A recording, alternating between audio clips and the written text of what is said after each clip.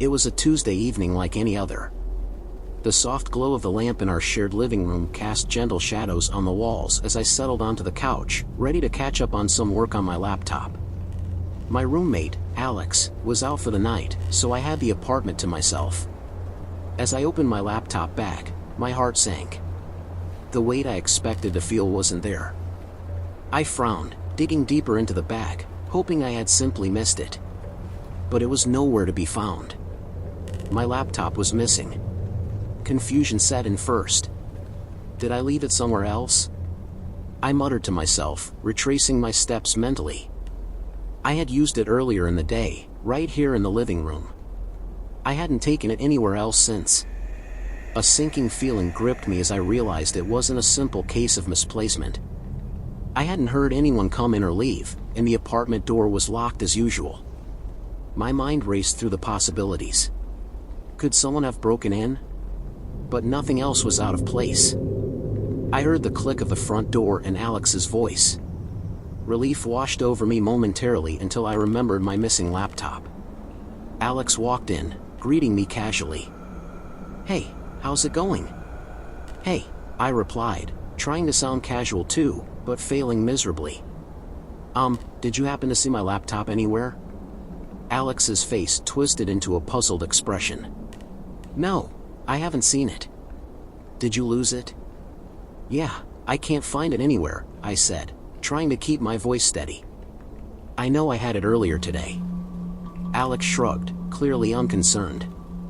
"Maybe you left it at the coffee shop or something." "I didn't go to any coffee shop today," I replied, feeling frustration and suspicion bubbling up inside me. I didn't want to accuse Alex outright, but my mind couldn't help but wonder. As Alex settled into the armchair with a book, I couldn't shake off the unease. The silence between us grew awkward, tension simmering beneath the surface. I tried to focus on searching again, but my thoughts kept returning to Alex's nonchalant demeanor. Hours passed with no sign of my laptop.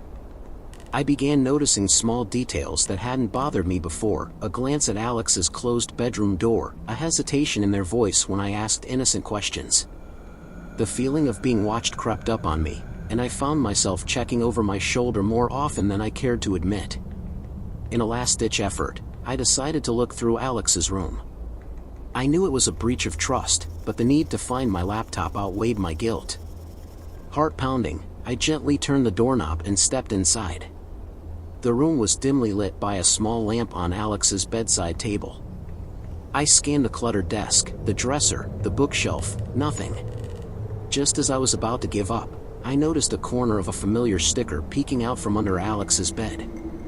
My heart leaped into my throat as I pulled out my laptop, nestled awkwardly among a tangle of cables and dust bunnies. Anger and confusion overwhelmed me. Why would Alex hide it here? What was the reason behind this deception? Before I could process my thoughts further, I heard footsteps approaching the door. "Hey, what are you doing in here?" Alex's voice startled me. I turned to face them, holding up the laptop in my hands. "Why was it under your bed?" I blurted out, unable to mask the accusation in my voice. Alex's eyes widened, a mix of guilt and surprise flashing across their face. I didn't want you to see it," they stammered, their voice trembling slightly. "I'm sorry." "Why?" I demanded, my frustration and hurt boiling over. "Why would you hide it?" Alex took a step closer, looking down at the floor. "I needed to use it for something urgent," they admitted quietly.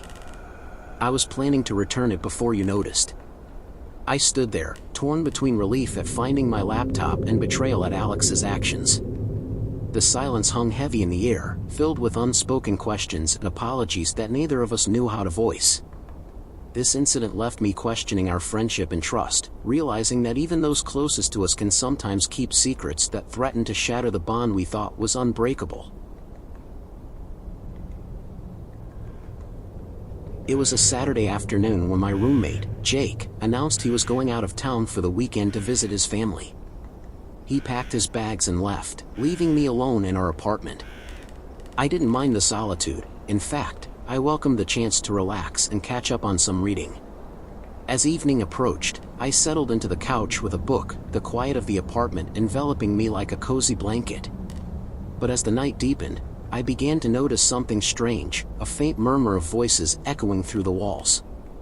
At first, I brushed it off as neighbors talking in the hallway or the distant hum of traffic outside. But the voices persisted, growing louder and more distinct. It was as if there were people inside our apartment, whispering to each other in hushed tones. Unease prickled at the back of my neck.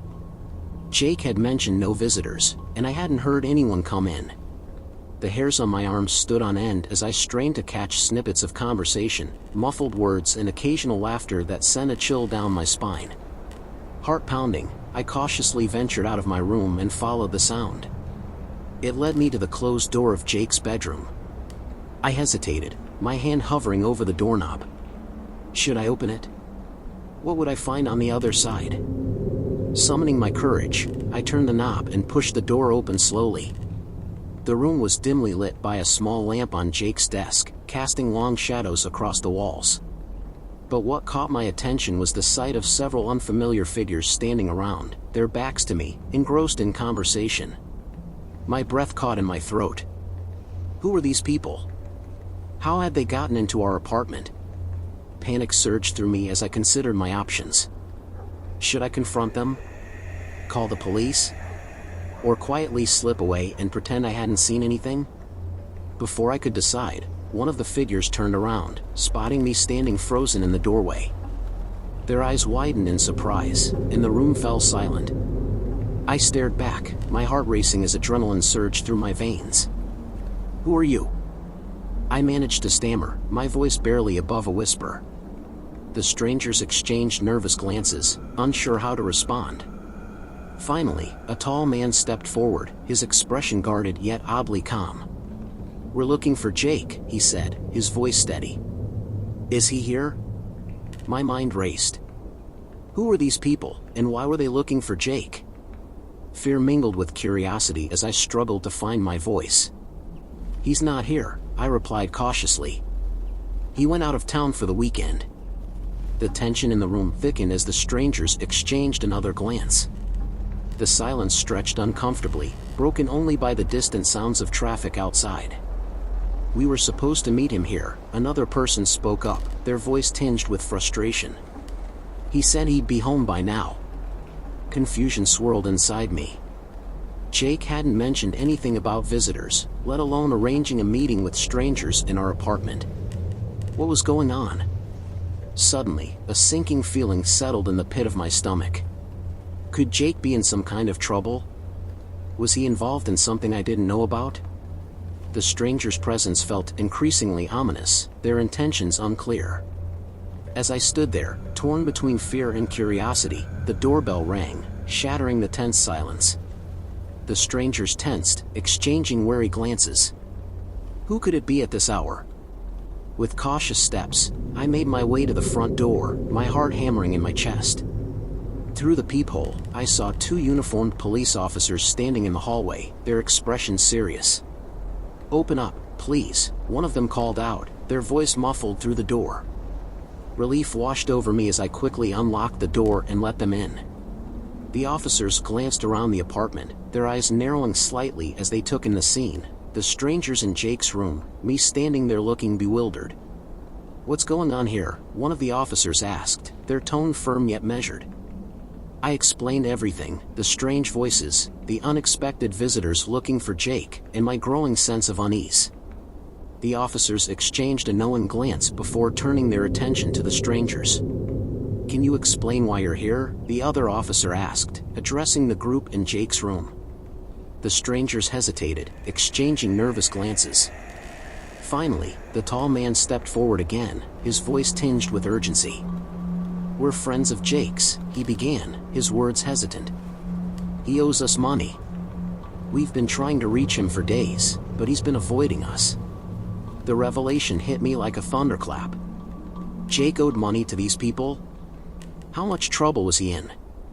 My mind raced with unanswered questions as the officers took statements from everyone present, their expressions grave. After what felt like an eternity, the officers escorted the strangers out of the apartment, urging them to resolve their issues through legal channels. As the door closed behind them, I sank onto the couch, emotions swirling inside me, relief, concern, and a lingering sense of dread. Hours passed as I waited anxiously for Jake to return, my thoughts consumed by what had transpired. When he finally arrived, I confronted him about the visitors and the money he owed. His face paled, and for a moment, he looked lost for words. "I didn't mean for you to get involved," Jake said finally, his voice tinged with regret. "I thought I could handle it on my own." I shook my head, struggling to process everything that had happened. "You can't keep secrets like this," I said firmly. "We're roommates, Jake. We're supposed to trust each other." Jake nodded, his shoulders slumping with exhaustion. "I know," he replied quietly. "I'm sorry." This incident left me grappling with the realization that even those closest to us can harbor secrets that threaten to unravel our sense of security. It was a chilling reminder that sometimes, danger can come knocking on our door when we least expect it.